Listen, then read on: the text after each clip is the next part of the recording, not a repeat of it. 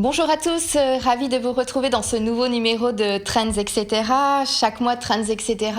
vous propose un tour d'horizon des tendances qui font ou vont faire l'actu.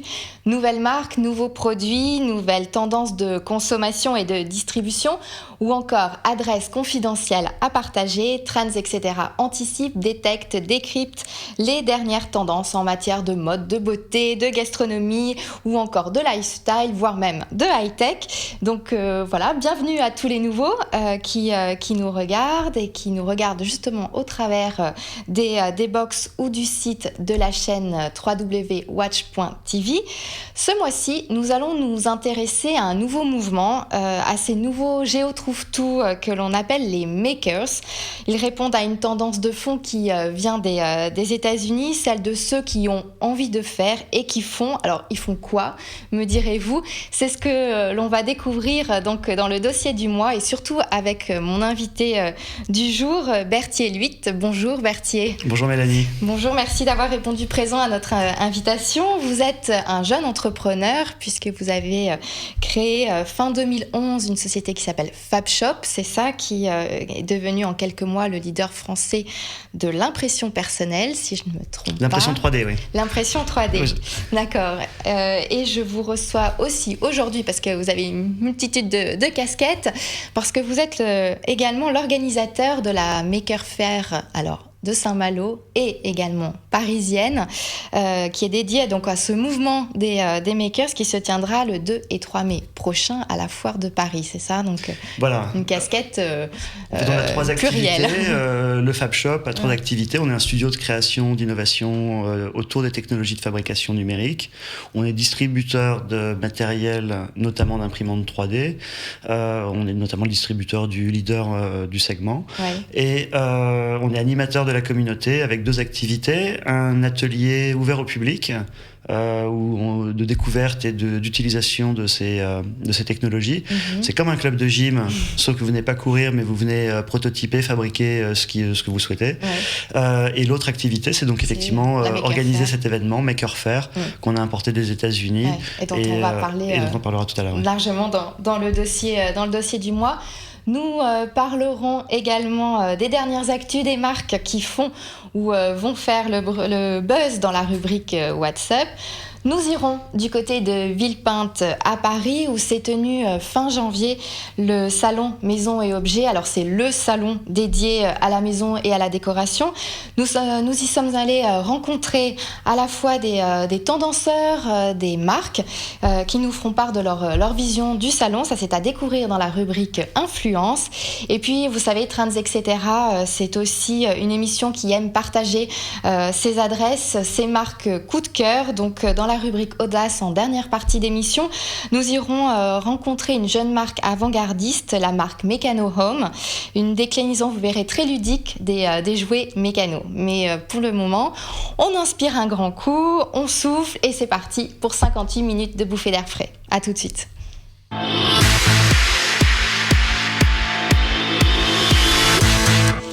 Alors on va démarrer Berthier cette émission donc avec une rubrique qui introduit l'émission, qui parle des dernières news qui font ou vont faire le buzz. Alors on va commencer avec le sourire ultra bright d'Omar Sy pour la nouvelle pub de la marque Finlay, la boisson aux fruits de Coca-Cola qui a été lancée il y a maintenant un an. La marque a décidé de se doter de cet ambassadeur de choc qui est donc l'acteur préféré des Français. Proposée d'abord aux internautes, elle a été diffusée pour la première fois dimanche dernier à la télé. On la découvre ensemble. Bonsoir, un Finlay s'il vous plaît. Tout de suite.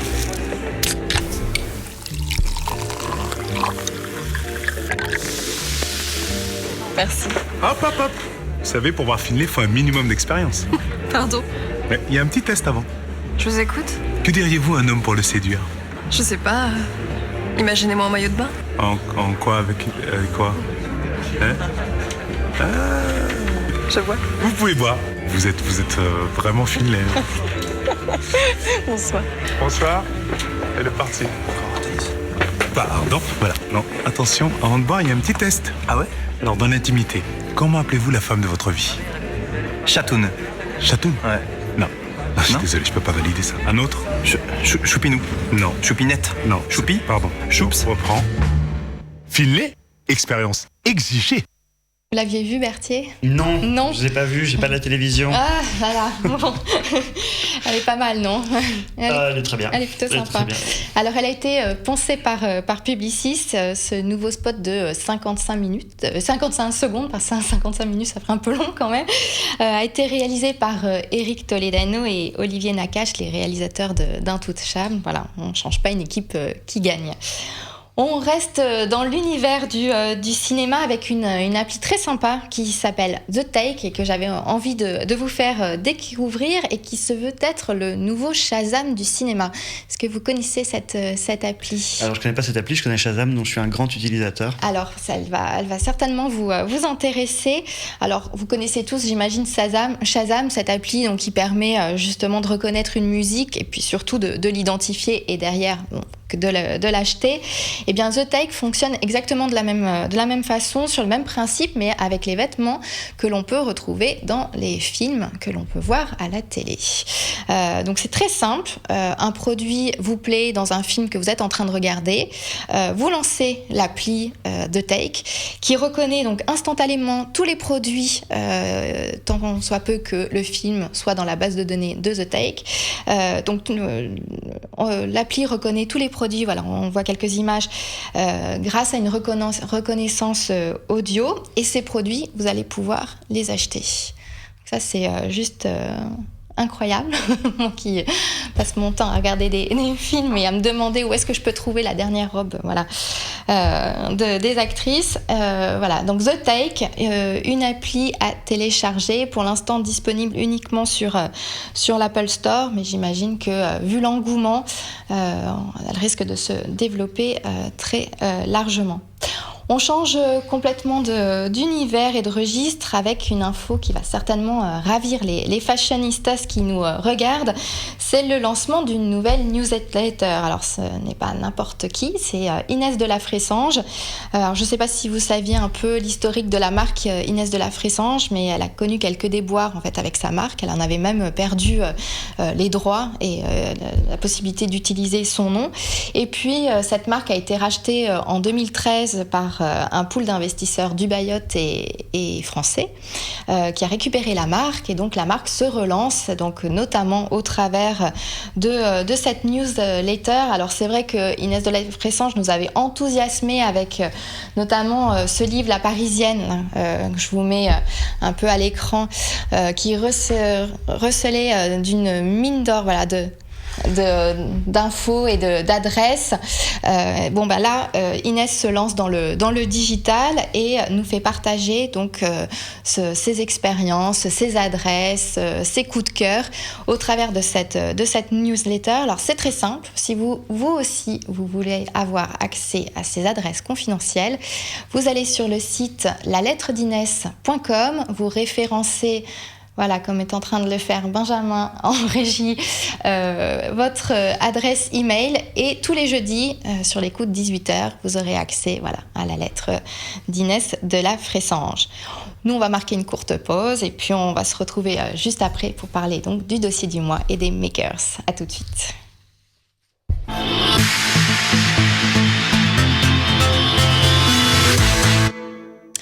Alors comme je vous le disais en intro, ce mois-ci nous allons nous intéresser aux makers avec mon invité Berthier Luit. Alors Berthier, vous nous disiez que vous étiez très impliqué dans la communauté makers. Voilà, c'est un mot qu'on utilise là depuis le début de l'émission, mais alors qu'est-ce que c'est qu'un makers ?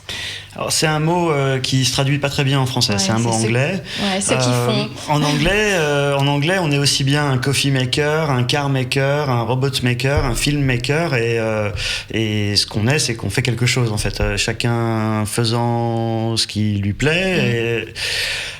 En français, quand on dit bricoleur, on ne dit pas tout à fait la réalité du maker. Quand on dit bidouilleur, on ne dit pas tout à fait la réalité du maker. Quand on dit géo trouve tout, on dit. Enfin voilà, c'est un mot qui est difficilement traduisible. Mais ce qui fait le point commun entre toutes ces pratiques et ce qui identifie le maker movement, c'est en fait le passage de l'âge du faites-le vous-même, du do it yourself, au do it together, faites-le ensemble. Et en fait, c'est cette notion de communauté, de partage.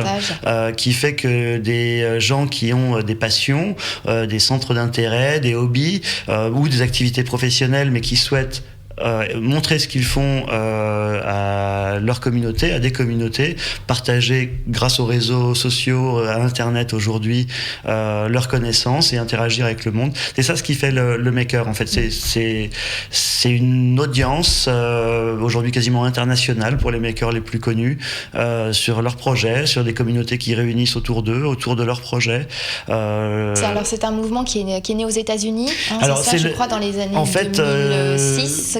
En fait, le do it yourself, le faites-le vous-même, ça existe depuis longtemps aux États-Unis et ailleurs, et depuis que l'homme est homme, l'homme adapte son environnement et fait des choses. C'est ce que j'allais vous dire, c'est pas très nouveau. Il y a même Apple, Steve Jobs qui a créé son ordinateur dans son garage. Oui, alors effectivement, aux États-Unis, le garage, le mythe du garage où on lance des activités économiques ou d'ailleurs culturelles ou éducatives, c'est évidemment très développé. Voilà, c'est une nation très entrepreneuse, très entreprenante, je sais pas comment on dit. Les deux. Mais en fait, il y a eu deux tendances. Il y a d'abord effectivement l'apparition, vous parlez de Steve Jobs, de l'informatique personnelle, puis d'Internet. En même temps, l'évolution du faites-le vous-même, du do it yourself. En Europe, c'est très marqué après la Seconde Guerre mondiale, la reconstruction. Les foyers n'ont pas beaucoup d'argent. Les magasins, il y a une fédération française du faites-le vous-même qui apparaît en 1955, si ma mémoire est bonne, qui est devenue depuis une grande enseigne de bricolage. L'explosion de la crise des années 70-74, l'apparition de l'informatique personnelle, les années 80, c'est l'explosion des magasins de bricolage et justement des perceuses pour les hommes, des perceuses pour les femmes, du bricolage pour tout le monde. Voilà. 1995, apparition d'Internet. Et là, c'est 2000, c'est la révolution. La révolution. Ouais. En l'an 2000, au MIT, au Massachusetts Institute of Technology, un professeur remarque que ses élèves reviennent dans les salles de cours, dans les laboratoires, utiliser le matériel pour des projets perso. En 2002, un observateur de la Silicon Valley qui s'appelle Dale Dougherty, qui est l'associé de Tim O'Reilly, identifie ce qu'il appelle le Web 2.0. En 1995, Internet apparaît, la bulle éclate en 2000, et apparaissent les premiers forums. C'est ça. On n'a pas encore Facebook, on n'a pas encore Twitter, tout ça, ça arrive en 2006, 2007, 2008. Mais déjà, les forums permettent d'échanger des connaissances. C'est le web du contenu généré par les utilisateurs. Et déjà, une grande marque de bricolage, qui est d'ailleurs notre partenaire à Maker Faire Paris, Leroy Merlin, confie à ses clients experts la rédaction du contenu de ces sites web, comment poser du placo, comment poser une étagère, comment monter son carrelage. Tout ça, c'est pas du contenu produit par Leroy Merlin, c'est du contenu qui est fourni par leurs meilleurs experts, c'est-à-dire leurs clients. Donc Dale identifie ce qu'il appelle le Web 2.0 en 2002, et en 2004, il formule l'expression Maker Movement, et qui est en fait d'un côté le partage de connaissances autour de pratiques technologiques ou de savoir-faire, l'influence de la communauté open source qui est très forte en Californie notamment.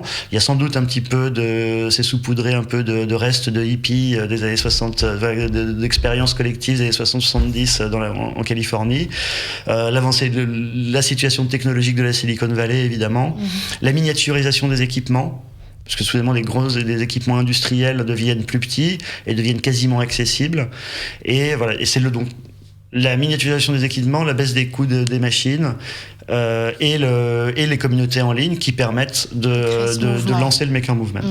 Donc il y a un premier rassemblement, je crois, en 2006, dans la Silicon Valley, le premier Maker Faire. Alors Dale travaille à l'époque avec Tim O'Reilly, qui est un des plus gros éditeurs de presse spécialisée techno en Californie. Il lance le magazine Make en 2004-2005, et il cherche à inventer un événement qui soit la célébration des makers, qui soit l'occasion pour eux de se réunir, un peu comme toutes les fédérations professionnelles ou comme toutes les organisations ont leur occasion de se retrouver.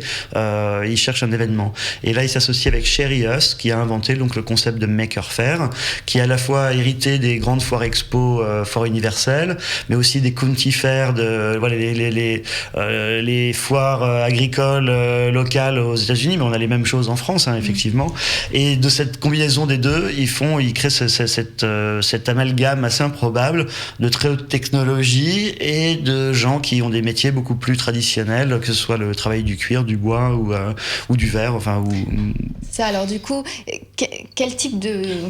Voilà, qui sont ces makers? Ce sont des jeunes, des vieux, des hommes, des femmes? Alors nous, on a l'habitude de dire qu'on est tous des makers, ce dont il s'agit souvent pour s'en rendre compte, c'est qu'on mette un mot sur les choses, en fait, un nom sur les choses.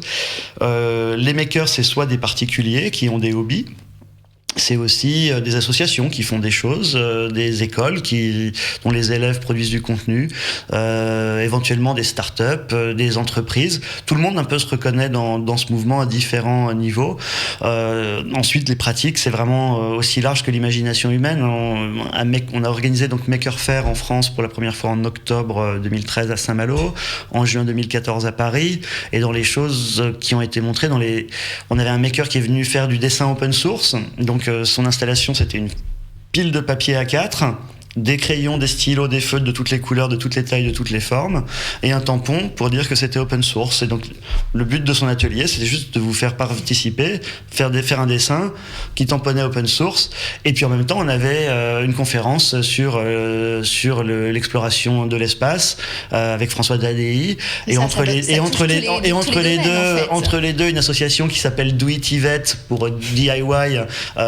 C'est des jeunes femmes qui font des ateliers de couture, des ateliers de peinture, qui donnent aux gens qui participent le goût de faire des choses. En fait, ce qu'on sait, c'est que souvent, il s'agit juste d'être un tout petit peu motivé et un tout petit peu guidé pour commencer à apprendre à faire des choses. Et c'est ça ce qui se passe dans ce mouvement, c'est une communauté qui a envie de partager ce qu'ils font, et que ce soit du pur hobby, que ce soit associatif ou que ce soit éventuellement un business. Alors on le disait en intro, vous avez monté une société donc, qui s'appelle FabShop. Le FabShop, pardon, qui du coup importe, c'est ça, des imprimantes 3D. Oui, alors c'est une partie de nos activités, c'est la partie pour laquelle on est le plus connu, mais on a un ensemble d'activités, j'insiste là-dessus. En fait, on a toujours eu ces trois activités, d'essayer d'être un laboratoire d'innovation sur ces technologies. D'être un distributeur et d'être un animateur de la communauté. Et comment vous êtes arrivé dans cet univers-là des makers Alors moi, je suis un entrepreneur, je suis autodidacte. J'ai la chance d'avoir été souvent aux États-Unis et d'être un peu imprégné de cette culture. J'ai travaillé dans la musique dans les années 90, dans une grande multinationale de la musique californienne d'ailleurs. Et puis, je me suis retrouvé au chômage il y a 10 ans. Avec l'arrivée du MP3, et je me demandais quoi faire de mes 10 doigts.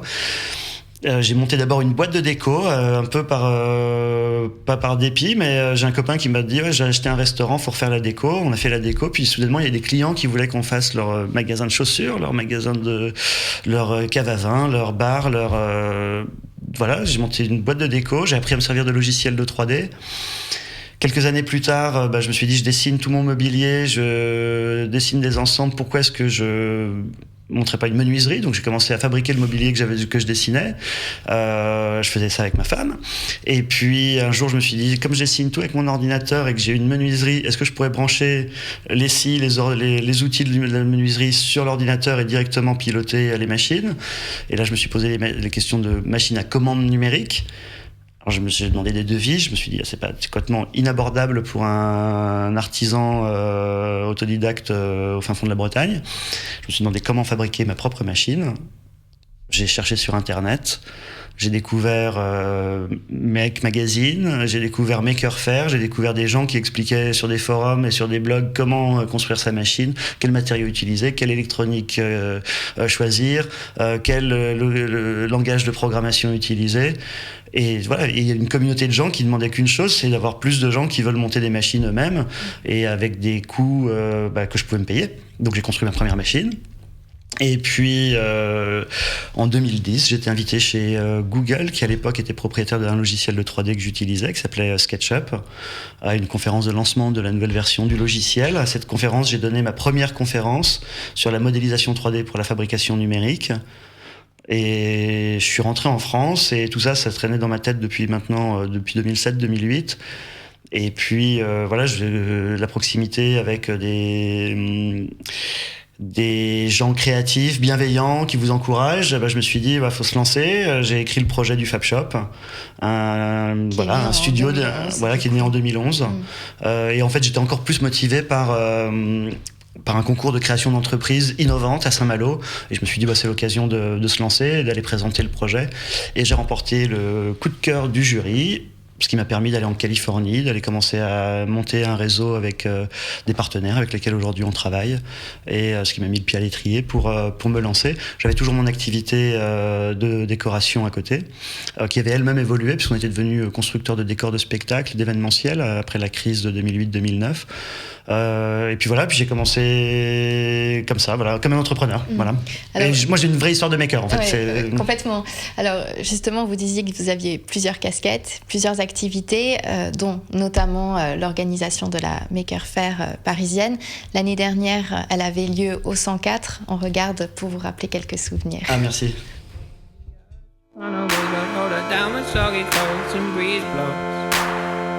Shivers in your fever, scream me again. Never kisses or the other send our postcard. Do you know where the whoppings go? They go along to take your honey. Right down how we build our breakfast salad. Say my love, love, love. La la la la, muscle to muscle and toe to toe. The fear grip me, but here I go. My heart sings.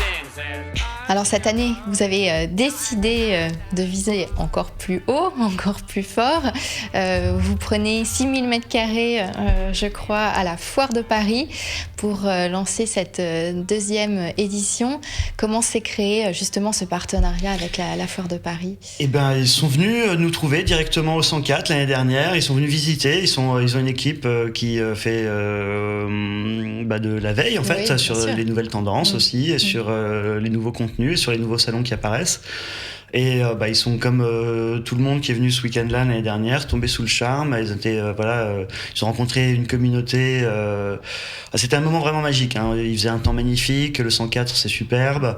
On avait un équilibre de makers entre les makers qui viennent de Fab Lab, des particuliers qui font des choses extra, qui sortaient pour la première fois de chez eux, des assos, puis des industriels qui aussi venaient montrer ce qu'ils faisaient, qui était vraiment bien équilibré. On n'a pas eu tant de monde que ça, du coup c'était un événement très agréable, on a eu 8000 visiteurs, donc il n'y avait pas une grosse pression sur tous les stands, il n'y avait pas un gros trafic, et c'était un moment magique, et ça leur a beaucoup plu. Et puis ensuite c'est quelques mois de négociations pour trouver ce qui leur convient, ce qui nous convient. Donc là ça va vous donner une sacrée visibilité cette année. Ah, c'est évident que nous on gagne beaucoup de temps, c'est une marque qui en France, Maker Faire, est pas très connue. Aux États-Unis c'est supporté par la diffusion d'un magazine, il y a un site web qui est très riche, mais qui est essentiellement en anglais, quasiment exclusivement en anglais aujourd'hui. Néanmoins, c'est les initiateurs du mouvement, et c'est très étonnamment, c'est un événement qui a lieu dans 150 villes dans le monde. C'est ce que j'allais vous dire. Alors, dans près de 60 pays, et jusque fin 2013, jusqu'à ce qu'on organise la première Maker Faire, jusqu'à ce que le Fab Shop organise la première Maker Faire en France. Donc c'est devenu une marque en fait. Maintenant, c'est une Maker Faire. C'est une marque. C'est une marque dont on a la licence et dont nous avons la licence pour la France, et donc qu'on administre, puisqu'aujourd'hui on organise Maker Faire à Saint-Malo, qui est là où notre société est installée, à Paris, parce qu'évidemment on pouvait pas contourner Paris pour un événement de cette ampleur. Alors justement, donnez les dates sur Saint-Malo, ça a lieu quand Alors Saint-Malo, c'est le 11 et le 12 avril 2015. À Paris, à Foire de Paris, c'est le 2 et 3 mai. Voilà. Ce qui est intéressant avec Foire de Paris, C'est que c'est le même ADN en fait. Le fondateur de Foire de Paris, c'est que ça existe depuis 111 ans, c'est la 111e édition. C'était un bijoutier, un maker lui-même.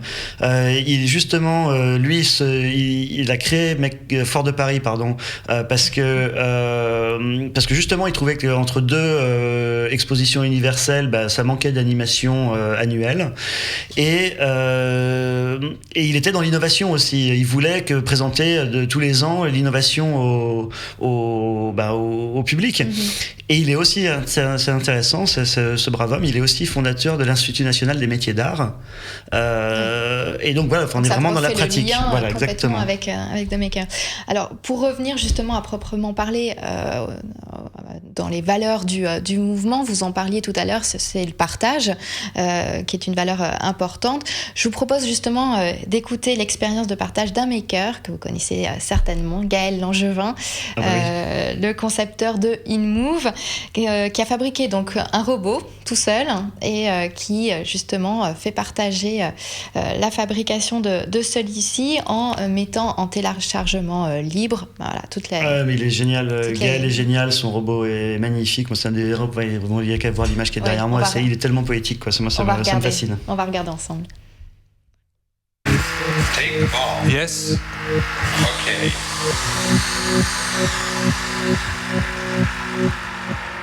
Une fois que j'avais l'imprimante 3D, j'ai imprimé des petits objets, des petites choses, un petit peu comme tout le monde fait avec une imprimante 3D.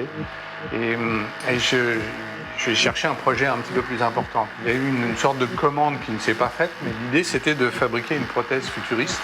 Donc je me suis dit, c'est ça, l'occasion, c'est d'utiliser l'imprimante 3D, de modéliser une main futuriste. Donc j'ai commencé avec cette main-là. Une fois que c'était fait, j'ai mis ça sur Internet, en téléchargement, et il y a plein de gens qui se sont greffés sur le projet, qui ont adoré l'idée de pouvoir fabriquer une main imprimée en 3D. Et j'ai cherché à installer des moteurs à l'intérieur, de façon à ce qu'on puisse la contrôler. Et à partir de ce moment-là, j'ai avancé biceps, et puis ensuite la création du torse, la tête, et tout est téléchargeable sur Internet.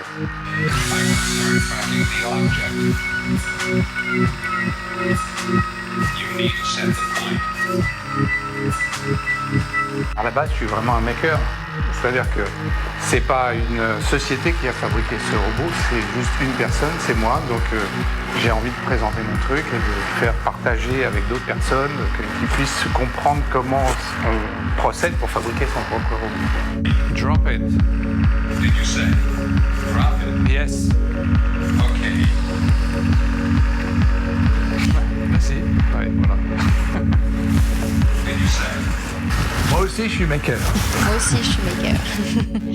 Alors, on l'a vu au travers de ces images, le but du maker n'est pas de créer tout seul dans son coin, mais justement de partager son expertise, sa connaissance pour en faire profiter les autres. C'est donnant-donnant en plus, parce que quand Gaël bute sur un problème technologique, comme il a une communauté, il y a des gens qui vont lui dire mais j'ai essayé ça et ça a marché. Tu devrais essayer. Et du coup, en fait, c'est dans l'interaction que la valeur se crée. Bien sûr.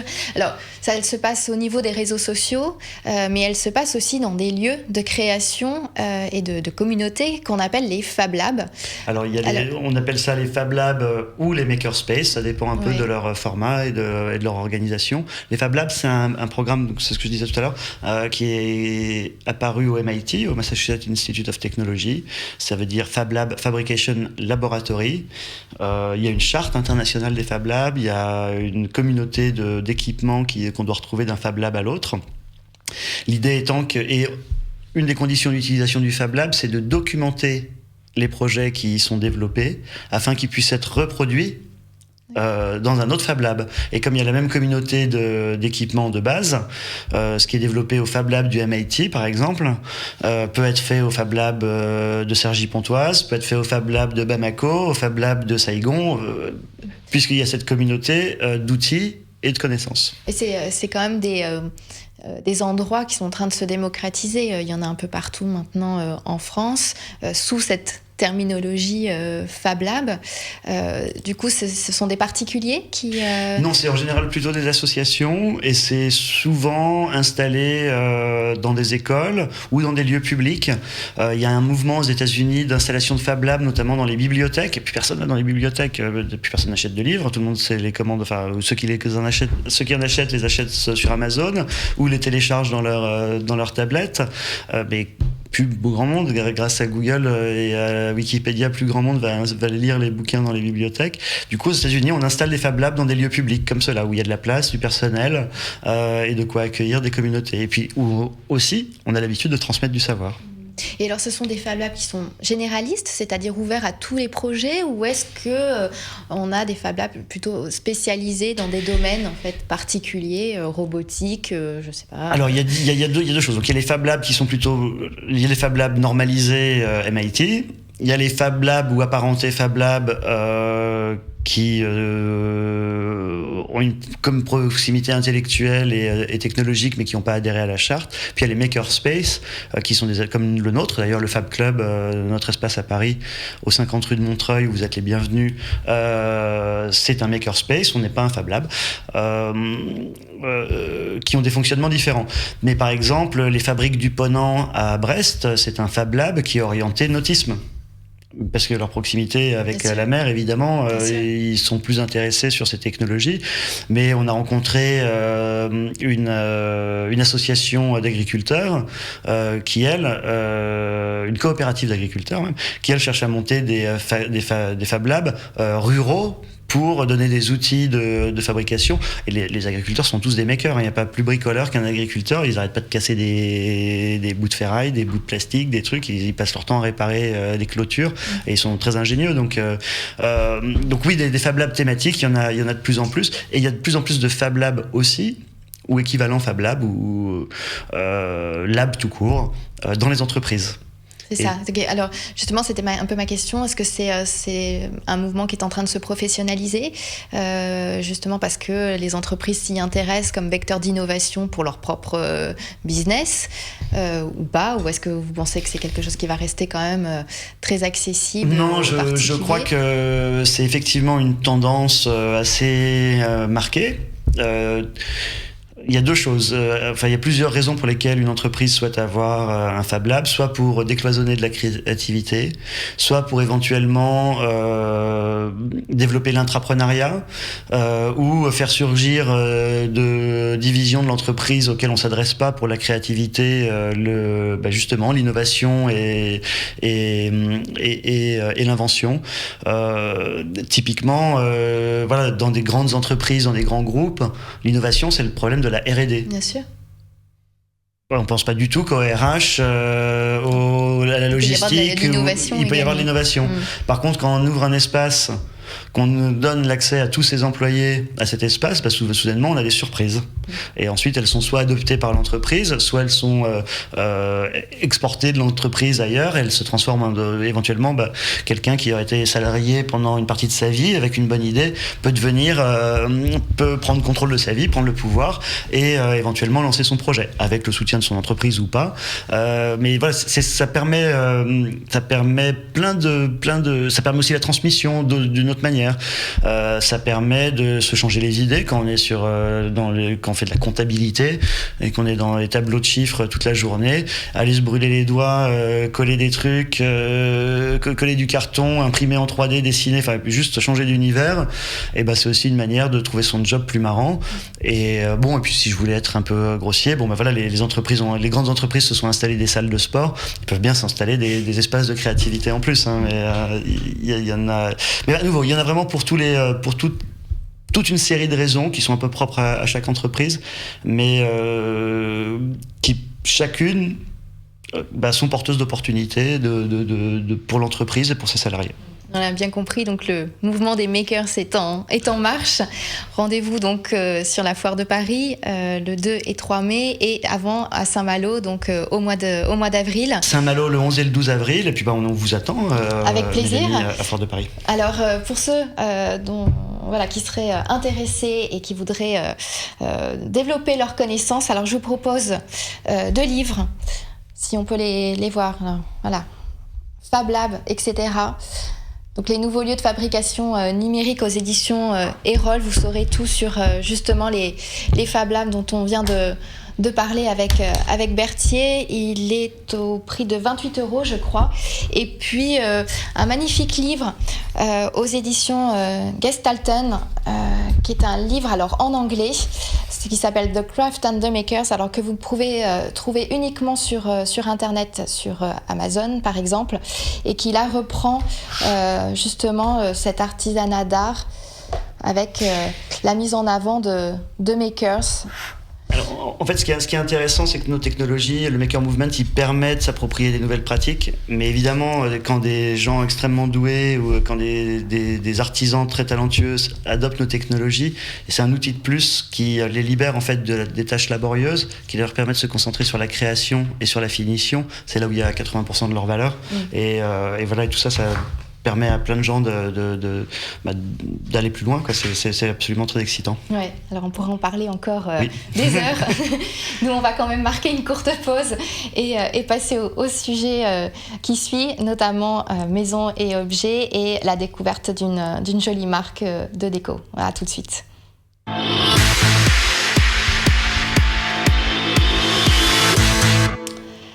Alors 20 janvier avait lieu le salon Maison et Objets à Villepinte au nord de Paris. Alors vous connaissez très certainement Berthier, c'est le rendez-vous incontournable des acteurs de la décoration et de la maison. Malheureusement, ce salon n'est ouvert qu'aux professionnels, mais voilà, Trends, etc. C'est facile d'avoir des places, pour ceux que ça intéresse. Voilà. C'est facile d'avoir des places. On avait cette chance et du coup, on vous en fait profiter. On découvre justement en quelques images un petit tour d'horizon du salon. Alors Maison et Objets fête cette année ses 20 ans. En 20 ans, justement, ce salon a relevé le défi de faire de Paris la place forte de la décoration mondiale. Il est passé ainsi d'un événement de dimension européenne à une véritable plateforme d'échange globale qui compte aujourd'hui autant d'acheteurs et d'exposants français qu'internationaux. Aujourd'hui, Maison et Objets, c'est plus de 3000 exposants, plus de 130 000 mètres carrés de stands qui balayent des domaines aussi larges que la décoration d'intérieur, le design, le mobilier ou encore l'art de la table que l'on peut découvrir donc au travers de ces quelques images. Alors pendant le salon, nous sommes allés à la rencontre de différents acteurs du secteur, à la fois des tendanceurs, des marques pour nous faire part de leur vision du salon. On écoute François Delclos, fondateur de l'agence de style Un Nouvel Air, nous parler des dernières tendances qui pour lui ont marqué justement cette nouvelle édition. Aujourd'hui, Maison Objet, qui est une marque, qui est la marque Maison Objet, qui est la marque de fabrique, et qui fait que ce salon, par rapport à toutes les Design Week qu'on a en Europe, aux autres salons professionnels également qu'on a partout dans le monde, qui a vraiment une singularité et une place à défendre. L'offre de Maison Objet, elle est assez unique en Europe. C'est vraiment un mix and match aujourd'hui d'une pluralité de tendances. C'est pour ça que donner une ou plusieurs grandes tendances, ça ne va pas être facile, même si évidemment on va en trouver. Et c'est voilà, cette espèce de foire qui fait qu'aujourd'hui, on peut s'adresser à tous les clients potentiels, que ce soit la boutique multimarque, l'architecte d'intérieur, le décorateur, bien évidemment pour les professionnels prescripteurs, mais également des acheteurs de grandes enseignes ou de grands magasins partout dans le monde qui viennent trouver à Maison et Objets exactement le style qui correspond à leur identité propre, puisque la question de l'identité et du storytelling est essentielle, bien évidemment. Donc voilà, Maison et Objets, c'est international. Ils vont être en mai, mais c'est en mai prochain à Miami Beach. Tout à fait. Voilà, donc c'est une évolution, on va dire, qui est légitime pour le salon. Au vu de ce que vous avez pu voir, ressentir, ce que vous avez pu glaner comme information auprès des exposants, qu'est-ce qui se dessine là sur cette session ? J'ai pas vu de choses... Alors, des émergences, voilà, il y en a quelques-unes bien évidemment, c'est des confirmations. C'est un salon quand même très consensuel. Totalement, tout à fait. C'est pour ça que je parlais de pluralité de cibles, de pluralité de styles, de pluralité même de niveau de gamme qu'on voit ici. C'est la force du salon.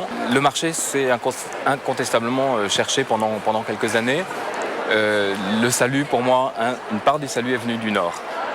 Les Scandinaves sont des gens incroyables. Ils sont très présents. Ils ont une histoire de design quand même historique qui est extrêmement forte, extrêmement puissante.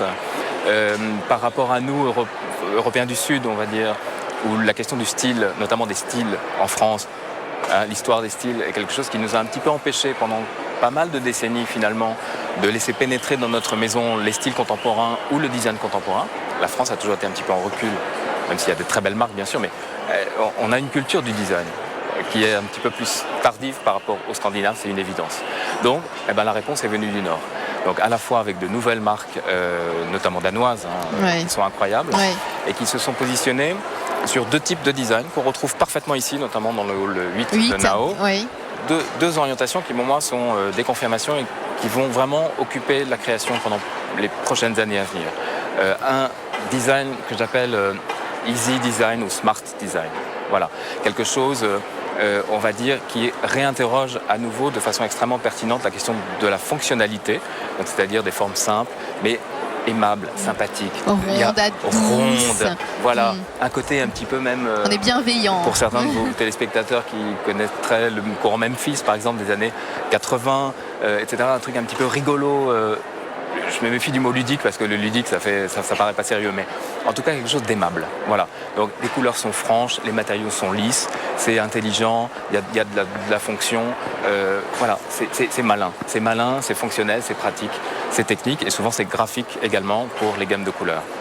Donc on a des gens comme Hay ou Ferm Living pour les citer, etc., qui sont ces Scandinaves. Avec un côté un peu poétique aussi. Poétique, tout à fait, qui ont vraiment redonner cette image, cette empathie pour le design. On retrouve aussi sur le salon beaucoup de bois, énormément de bois. D'une manière générale, c'est les matières, les matériaux. C'est ça, des matières plutôt brutes. On retrouve de la fourrure, on retrouve des peaux, la main, on sent derrière la main de l'artisan. Et fabriquer soi-même, ce qu'on appelle les makers. C'est ces gens partout dans le monde qui essaient justement de faire eux-mêmes. Ils s'en foutent un peu de ce que ça va être ou de la forme, c'est pas forcément très sophistiqué. Des non-designers aujourd'hui qui s'amusent à faire les choses et surtout des designers qui sortent des écoles, des jeunes qui aujourd'hui ne veulent pas du tout passer par les circuits de fabrication traditionnels ou par les méthodes traditionnelles de fabrication, que ce soit du polypropylène rotomoulé par exemple qui demande des moules etc. ou de la métallerie compliquée. Ils veulent faire, c'est-à-dire qu'ils veulent vraiment prendre le morceau de bois ou le morceau de pierre, essayer de l'assembler, de faire quelque chose en petite série, de faire des pièces uniques. Donc on a vraiment, là pour le coup, c'est tous ces déplacements de territoire qu'on voit. Le design va vers le luxe va vers l'art déco très décoratif, exubérant, presque tropical. Et puis on a l'artisanat qui est... les jeunes designers qui se saisissent, on va dire, de l'artisanat. Et qui viennent à de l'authenticité, à du savoir-faire artisanal. Nos tendances en vraiment design contemporain, c'est un déplacement vers le luxe. Incontestablement. Donc ça veut dire qu'on retrouve aujourd'hui dans les créateurs, dans des maisons d'édition, notamment des Français, par exemple, des gens comme Petite Friture, même Sina Roset quand même, qui est un très bel éditeur français, on peut vraiment rendre hommage à sa créativité, eh bien, sont déplacés un petit peu sur un territoire que j'appellerais un peu plus luxueux, c'est-à-dire avec des matières plus sophistiquées. Et là, on va retrouver toutes les métallisations, tous ces aspects cuivrés, laiton. Oui. Voilà, c'est apparu il y a quelques temps, chaude, mais métallique. On les voit maintenant vraiment partout, c'est-à-dire qu'on va associer vraiment une métallisation avec un bois clair, qui était clair, mais qui maintenant devient un petit peu plus foncé. On n'a pas peur non plus, même en design, d'utiliser des matériaux qui auparavant étaient plutôt utilisés dans le secteur de l'artisanat du luxe, c'est-à-dire du marbre, de la pierre, des bois vernis, etc. Il y a beaucoup de marbre, on voit revenir et des pierres, sans que ça soit forcément très rococo, mais pas du tout. Traité avec un design très moderne, archi minimaliste, j'ai envie de dire. C'est vraiment très très bien, très sobre, très bien dessiné. C'est vraiment un travail sur l'épure, sur la simplification de la forme, mais avec des matériaux qui eux sont très luxueux et que normalement on aurait utilisé dans l'artisanat d'art. Ça, je trouve ça très intéressant. Dans le luxe, c'est-à-dire vraiment dans les marques qui véhiculent toutes ces notions, alors là pour une clientèle internationale qui a des moyens bien sûr, c'est un nouvel art déco. Voilà, l'art déco me paraît. L'art déco, alors art décoratif, mais également art déco en tant que référence à l'époque, en tant que telle, l'époque stylistique des arts déco. Je suis étonné de voir des formes qui font vraiment penser à tout ce courant artistique du début du XXe siècle, Alors là aussi, parfois il y a beaucoup de marques du sud de l'Europe, des Portugais par exemple, des Brésiliens, même des Espagnols qui font des choses, mais alors avec des mélanges de bois exotiques, le retour des bois exotiques, avec un côté un peu tropical même, avec des inclusions de céramique ou de faïence dans des meubles, dans des bahuts, des laitons dorés, à nouveau des arabesques et des formes art déco. Je trouve ça incroyable. Il y a quelques années, il y a 10 ans, on parlait de baroque, c'est pas du tout ça. Ça n'a rien à voir, c'est vraiment un nouvel art déco aujourd'hui que je vois se dessiner sur le salon et qui s'adresse vraiment à une clientèle. Alors bon, c'est souvent pour faire des hôtels ou du contract ou des choses comme ça. Mais voilà, je pense que là, c'est quelque chose qui va nous occuper pendant un moment. Alors sur le salon était aussi présent le cabinet de tendance parisien célèbre Nelly Rodi. On est allé justement rencontrer son ambassadeur Vincent Grégoire. On trouve deux choses. C'est un salon français avec quand même une énergie venant de tous ces univers décoratifs. Donc on retrouve plein de choses autour d'un nouveau précieux, d'un précieux un peu baroque, décalé. On a vu plein de choses dans le salon autour de cet univers-là. Beaucoup de choses aussi autour d'un nouvel artisanat et puis cet esprit de nouvelles technologies qui commence à se glisser, qui a un peu du mal parce qu'on est dans un univers plutôt de décoration, d'art décoratif, de savoir-faire. Et ce sont des univers qui ne sont pas toujours faciles à maîtriser, mais on commence à voir certaines interventions qui préfigurent d'un demain plus intéressant. Vous travaillez justement pour l'Observateur des tendances pour maisons et objets. Parlez-nous un petit peu de cette justement tendance technomade que vous mettez en avant ici sur ce stand. Alors avec mes petits camarades tendanceurs, quand on se réunit, on le fait très longtemps à l'avance. L'idée, c'est d'imaginer quel sera l'air du temps, en tout cas le mot-clé, l'idée clé de la saison. Et très rapidement s'est imposée cette idée du faire, du make, des makers, du faire savoir, du savoir-faire, du faire de faire soi-même. Et moi, je voulais plus traiter de cette idée de l'importance des nouvelles technologies. Technomade, fait à la machine, fait par des machines, fait avec des machines. Et ces nouvelles machines, ces nouveaux robots, ces compléments de vie, moi, me semblaient intéressants à traiter. Quand on pense à makers, faire, souvent on pense fait à la main, artisanat, mais on vit des révolutions techniques, technologiques, scientifiques, culturelles, économiques, et on vit une époque passionnante, mais ces nouvelles technologies sont intéressantes. Et alors, en quoi, au niveau de la déco, on retrouve justement cette technologie? Est-ce que c'est au niveau du savoir-faire qui se, technicifie, ou est-ce que c'est directement dans les objets qui se digitalisent, par exemple? L'arrivée des imprimantes 3D, ou le développement des imprimantes 3D, parce que ce n'est pas totalement nouveau, est en train de bouleverser à la fois la création, l'innovation, à la fois également la distribution et à la fois la communication. Ça a des incidences sur le cadre de vie, ça a des incidences sur tout l'univers de l'habitat. On va devoir de plus en plus et on va pouvoir de plus en plus imaginer des choses de plus en plus folles, que ce soit des maisons, des voitures, des éléments, des structures même de l'habitat, et puis bien sûr du mobilier, du luminaire, du textile et même de la nourriture. L'imprimante 3D, elle a aussi des raisons d'être dans ces univers-là. Donc ce qui est intéressant, c'est de montrer que le consommateur il devient lui-même designer, styliste, créateur, il donne son avis, enfin il est vraiment sur des process de co-création et ça chahute, ça fait bouger les lignes, donc ça c'est déjà une première chose intéressante. La deuxième, il a envie de faire des choses, il a envie de dire des choses, il a envie de s'exprimer et il a envie de faire valdinguer les notions de bon goût, mauvais goût, enfin il a juste des choses à dire. Alors là sur le stand il y a beaucoup d'objets connectés, c'est vrai que les objets connectés sont hyper tendance. En quoi, justement, demain, dans l'univers de la maison, vous pensez que ça va révolutionner les habitudes, justement, en termes de déco, en termes d'habitat ? Il y a deux choses autour des objets connectés. Il y a une première série d'éléments qui sont de l'ordre plutôt de ce qu'on est en train de faire à la maison, qu'on faisait plutôt à l'extérieur, qu'on faisait faire.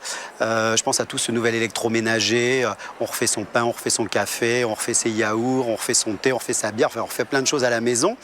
Et puis ce nouvel électroménager, il est de plus en plus connecté. Et jusque-là, on avait plutôt tendance à cacher ces objets, à les mettre dans des placards ou avoir un discours très, très masculin, ingénieur, technicien, souvent un peu culpabilisant.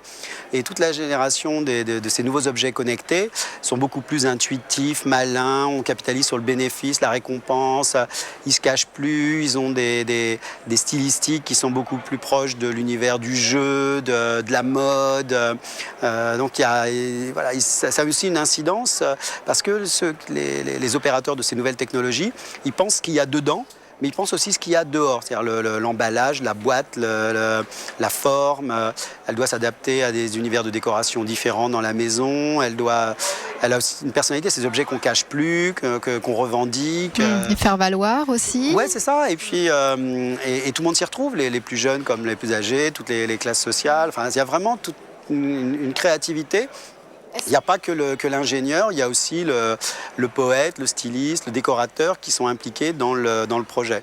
Alors, vous travaillez, j'imagine, sur les prochaines sessions de Maisons et Objets. Quelques mots, vous nous en dévoilez un petit peu? Pas vraiment, parce que là, on est dans le vif du sujet, encore à chaud. Bon, il y a quelques petites intuitions, il y a quelques petites obsessions qui sont là, qui planent. L'idée, il n'y aura rien de révolutionnaire. C'est plutôt l'idée de mettre en avant des choses qui sont dans l'air du temps.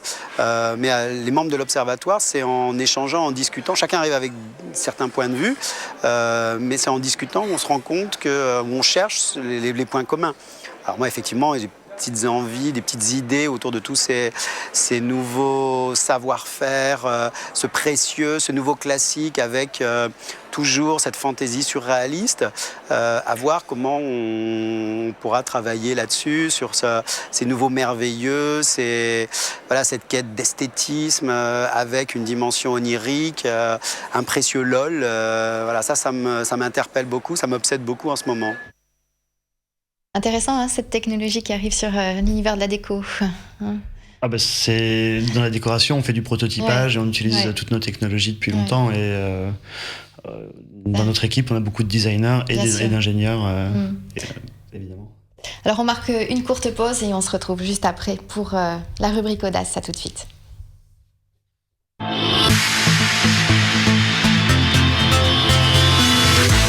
Alors Berthier, vous êtes un maker, donc vous connaissez Mécano. Bien sûr. Alors je vous propose du coup de découvrir sa déclinaison en mobilier pour la maison.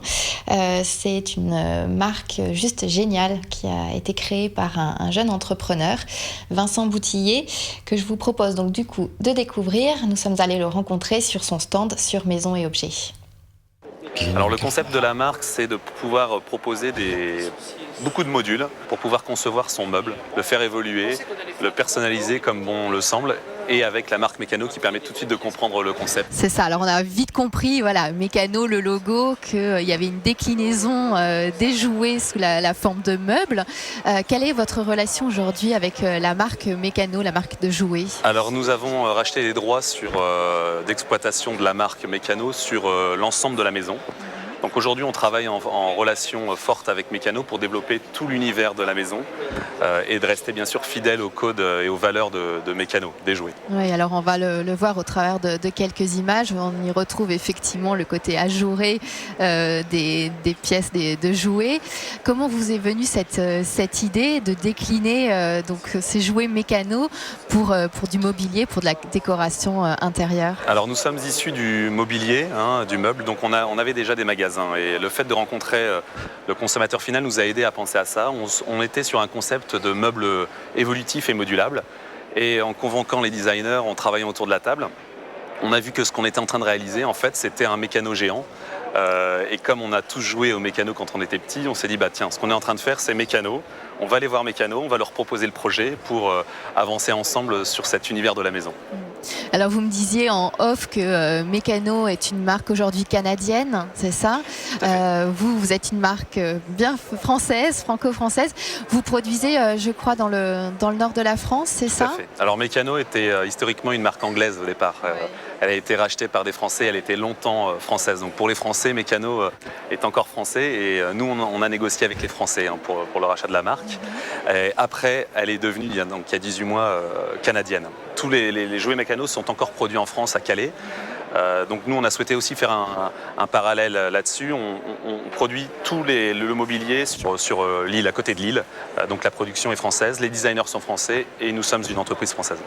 Alors en termes de pièces, vous avez combien de références aujourd'hui au catalogue ? Alors en septembre, on en avait 50. Avec 50 pièces, vous pouviez réaliser tout ce qui était mobilier, meublant. Depuis 4 mois, on a évolué, on a 85 pièces aujourd'hui pour aussi pouvoir utiliser ces pièces-là pour construire du luminaire ou du mobilier d'extérieur. Donc aujourd'hui, on a 85 pièces, le but étant d'arriver à une centaine de pièces pour vraiment construire tout ce qu'on souhaite. Construire, c'est le jouet de l'adulte. Voilà, c'est le do-it-yourself qui est très tendance en ce moment et c'est aussi le rappel à l'enfance avec bien sûr la marque Meccano. La marque Meccano.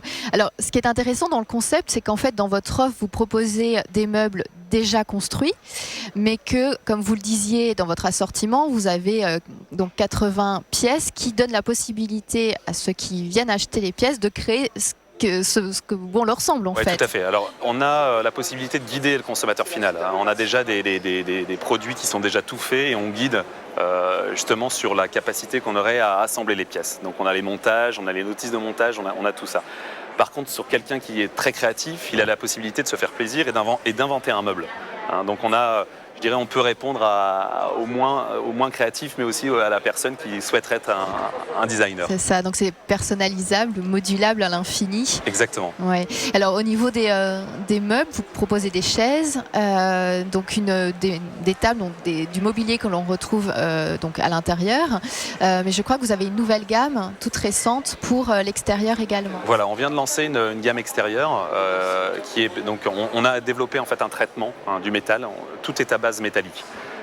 Donc on développe un traitement de métal. Donc on a une première couche de métal et là-dessus on vient appliquer une couche de peinture époxy sur le traitement pour pouvoir justement vivre à l'extérieur. Voilà. Ouais. Au niveau des coloris, quel a été le parti pris Alors on a 9 coloris.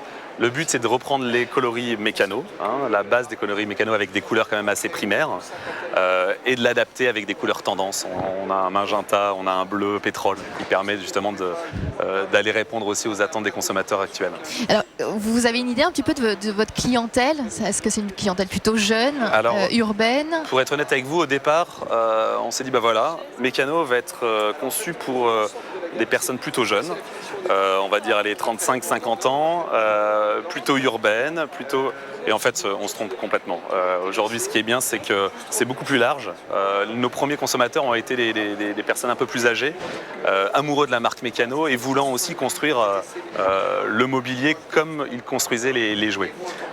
Donc en fait la cible aujourd'hui est très large, c'est les personnes qui je dirais aiment un mobilier un peu différent, aiment aussi je dirais une certaine créativité, mais en tout cas il n'y a pas d'âge limite pour aimer Meccano. Alors autre avantage par rapport, alors il y a de la personnalisation, on parlait de la modularité des produits, ce qui est aussi un avantage c'est au niveau du prix, puisque les produits sont relativement accessibles pour du design. Exactement, alors le but c'était de pouvoir rendre le produit évolutif, donc de proposer des pièces qui soient abordables, parce que si on propose des pièces qui sont chères, bien sûr, on n'a aucune chance de rendre le produit évolutif après. Donc pour vous donner un ordre d'idée, on est sur une console comme ça aux alentours de 350 € prix public TTC. Donc on reste complètement abordable. Donc on donne la possibilité aux clients de pouvoir justement faire évoluer le meuble d'une manière économique. Voilà, alors encore une idée de makers dans la déco. C'est génial, j'en veux des tout pareils. Voilà, donc contactez Vincent Boutillier. Avec plaisir. Trends, etc. C'est déjà fini. Voilà, Berthier, c'est passé vite. Bah oui. Merci pour votre invitation. Merci à vous pour votre fidélité et d'être de plus en plus nombreux à nous regarder. Merci à Benjamin Vincent qui a réalisé l'émission. Merci également à Olivier Corbasson qui a réalisé les images et le montage des sujets sur maison et objets. N'hésitez pas à re-regarder l'émission en replay à volonté ou sur le site de la chaîne Watch.tv ou à télécharger l'émission en podcast. Nous, on se retrouve très vite. D'ici là, restez connectés. Bye!